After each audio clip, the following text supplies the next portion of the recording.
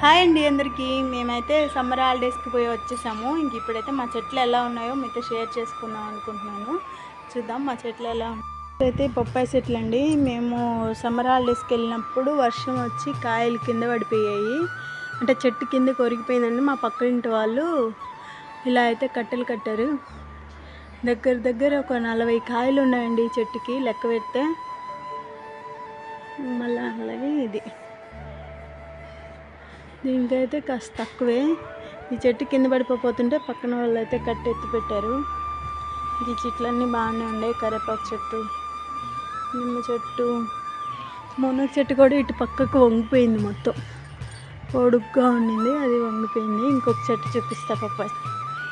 చూసారా, మీకు సైజ్ తెలియట్లేదు ఎంత పెద్దగా చూడండి.